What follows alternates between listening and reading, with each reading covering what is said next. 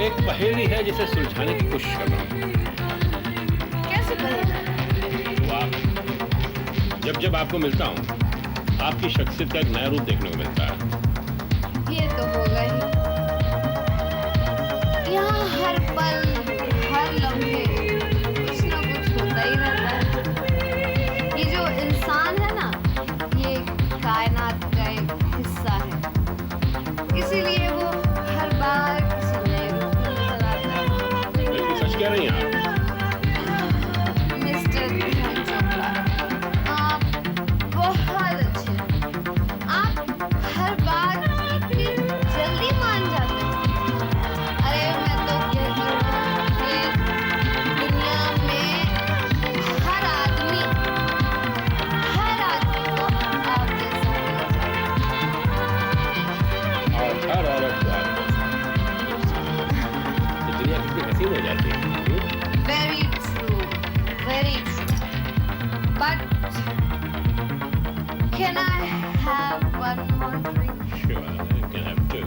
Thank you.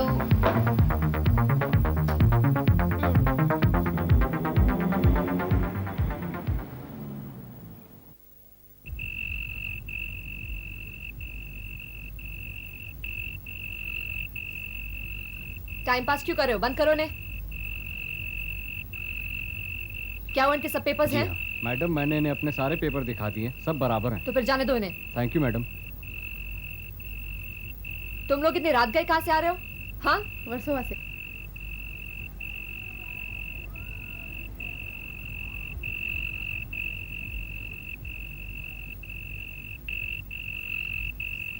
यहीं रुको। तुम लोग भी यहीं ठहरो। गाड़ी में कौन है? दरवाजा खोलो।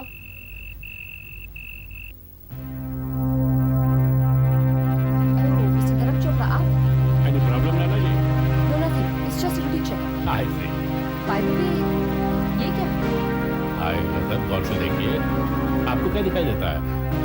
मुझे तो मल्होत्रा परिवार की इज्जत धर्म चोपड़ा के कंधों पर झूलती नजर आ रही है। इजाजत? जी हाँ, जरूर। Thank you. चलो ड्राइवर। गाड़ी ले जाओ।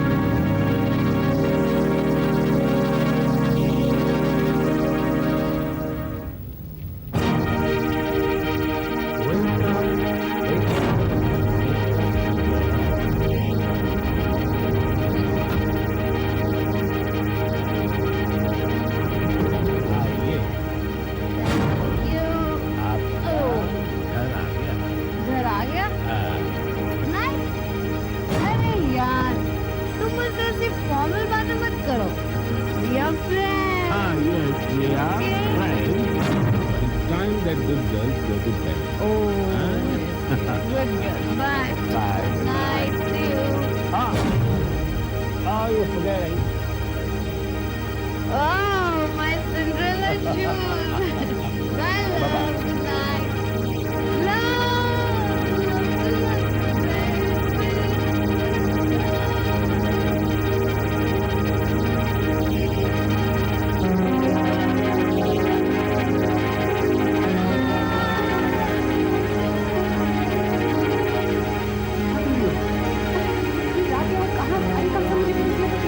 देखा नहीं तुमने? शराब तो कितना छुट है। इस अभिनय से बात करने का। सुबह करेंगे।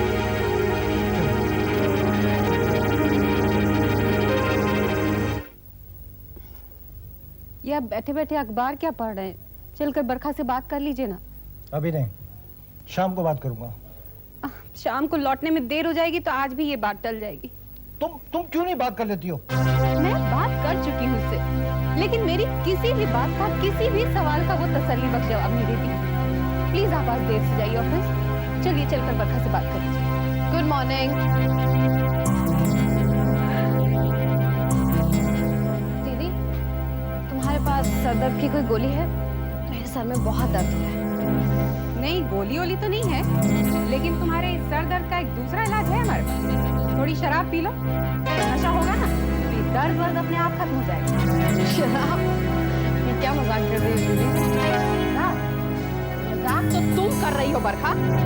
ऐसा फंसा मजाक जिससे हमारे पूरे खानदान की बदनामी और रुसवाई हो। रुसवाई? ये सब क्या कह रही हो तुम?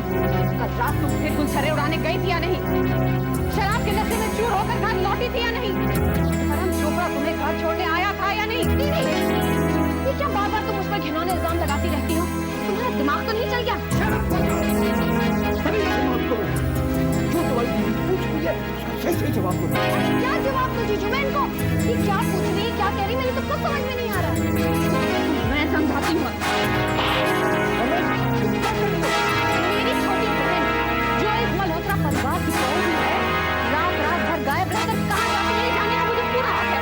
तब तुम अनजान बनकर मुझसे बचती रही था, लेकिन आज मुझे सच्चाई जाननी है।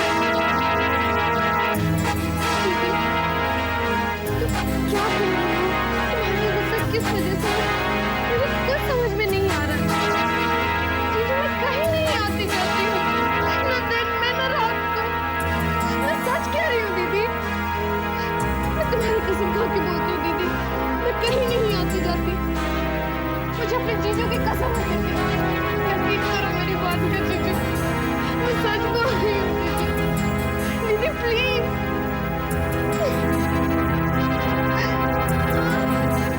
ये फिर झूठ बोल रही है। नहीं करूँगा।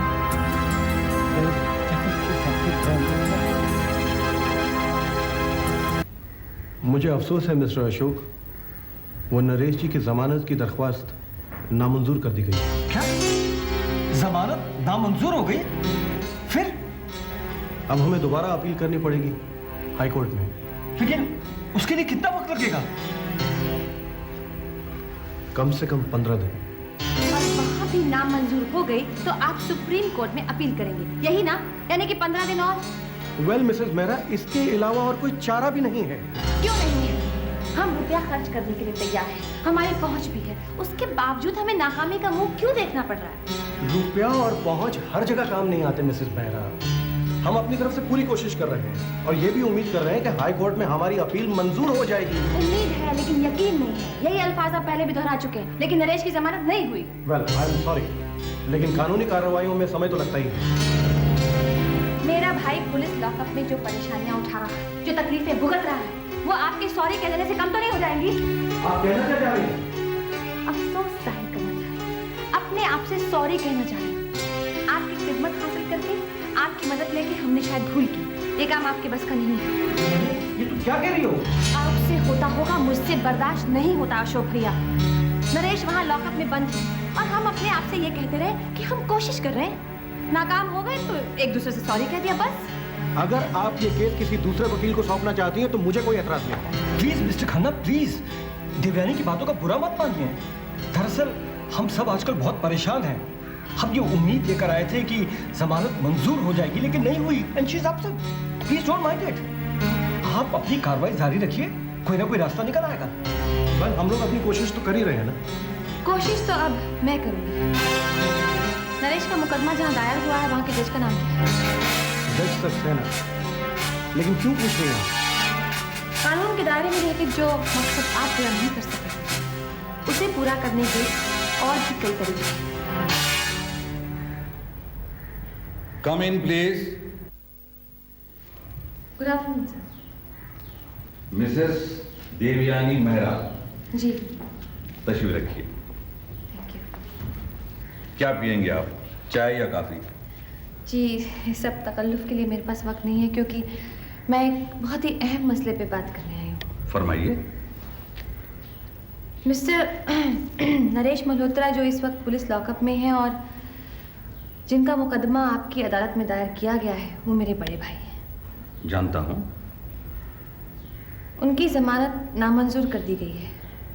ये भी जानता हूँ। वही जमानत मैं यहाँ आपको देने आई हूँ।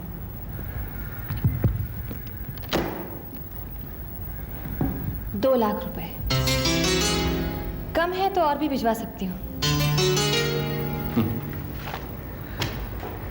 जिंदगी में ये पहला मौका नहीं है जब मुझे रिश्वत देने की कोशिश की जा रही है। हाँ, लेकिन इतना जरूर है, आज से पहले किसी ने इतना बेखौफ होकर मुझे रिश्वत देने की हिम्मत नहीं की। आपके इस जुमले को क्या समझूं, हाँ या ना? आपकी हिम्मत की दाद देता हूं, क्योंकि रिश्वत देने के लिए बड़े दिल और जिगर की जरूरत होती है, लेकिन आपकी अकल पर मातम करने को जी चाहता है। आपके जहन में यह बात आई कैसे? जरूरी नहीं है कि इन रुपयों को रिश्वत का नाम दिया जाए। जो रुपए मुझे अदालत में देने थे वो मैं आपको यहाँ दे रही हूँ। Do you really believe in what you are saying? अगर ऐसा है तो वाकई हैरत की बात है। आपकी जगह कोई गुंडे बदमाश जैसे लोग भी समवन फ्रॉम माफिया ग्रुप होते तो मुझे जरा भी हैरत नहीं होती, लेकिन आप जैसे पढ़ी लिखी शरीफ इज्जतदार घराने की लड़की जब ओछे और घटिया किस्म की हरकतों पर तुलाए तो ऐसा एहसास होने लग जाता है कि हमारे समाज में रिश्वतखोरी और करप्शन की जड़ें तेजी से फैलती जा रही हैं। जैसा मेरे डैडी कहा करते थे कि किसी भी किले की दीवारें इतनी मजबूत नहीं होती कि उसमें सोने से लदा रोज दाखिल न हो सके। नरेश की जमानत के कागजात पर दस्तखत हासिल करने के लिए मैं आपको 5 लाख रुपए भी दे सकती हूँ। ये जो बार बार आप मुझे रिश्वत की ऑफर दे रही हैं, इसमें गलती आपकी नहीं, मेरी है। गलती ये है कि मैं आपके साथ नरमी से पेश आ रहा हूं। अगर शुरू में आपको डांट देता और यहां से जाने the लिए कहता, ये सब कुछ कहने की आपकी हिम्मत नहीं होती। You may go now. Mrs Mehra, आपका ईमान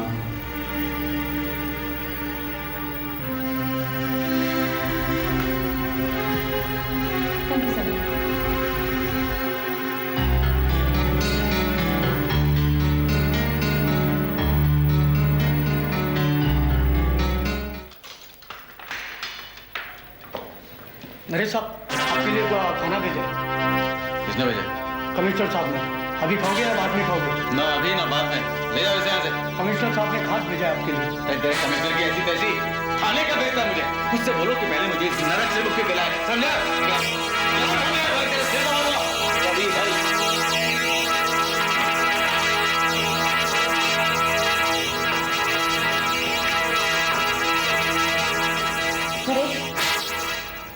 तुम अब तक कहाँ थी देवयानी?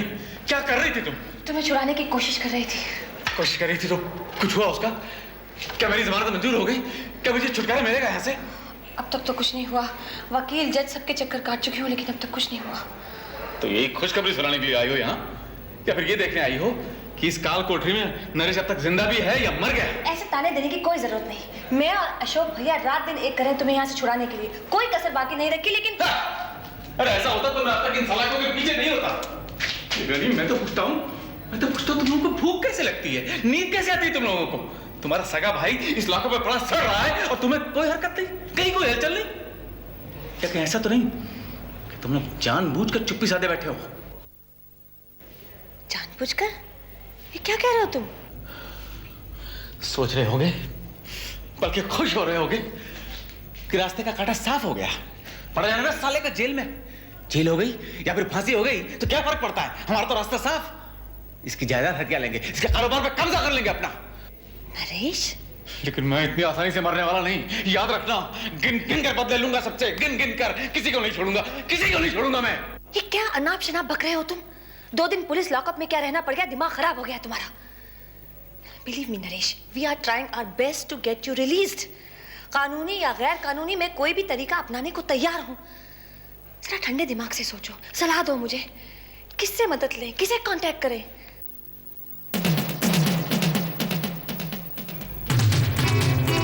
हीरा को कांटेक्ट करो, वही मदद करेगा हमारी। ये हीरा कौन है? ये वो हीरा है देवयानी, पत्थर को भी काट कर रख दे। सेवी को रास्ते से हटाने के लिए भी मैंने इसी को हायर किया था। मुझे याद छुड़वाने के लिए भी वही मेरी मदद करेगा। लेकिन कैसे? मुझे उन 2 गवाहों के बयान पर गिरफ्तार किया गया था। हीरा को उसकी कीमत चुकाओ, न गवाह रहेंगे न गवाही।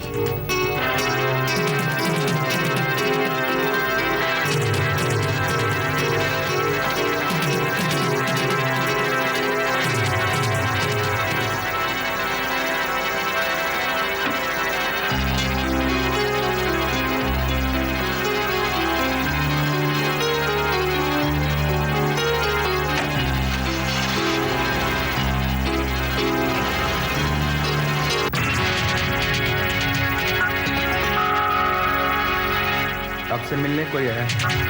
कहाँ है? ऊपर। भेज दो।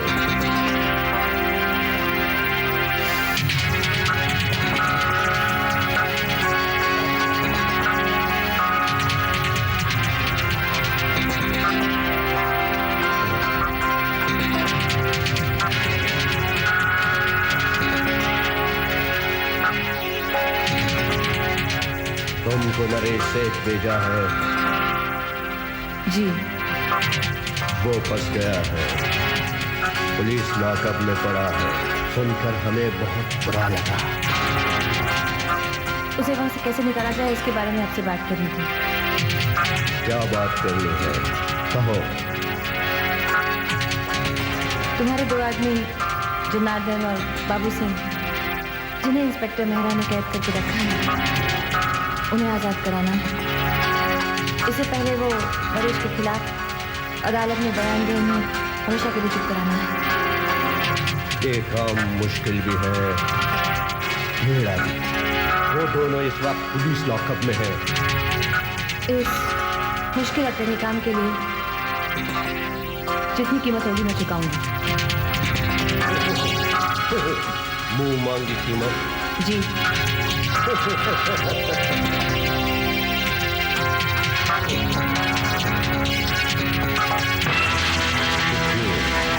हाथ हटाओ। मैंने कहा मेरे कंधे से हाथ हटाओ।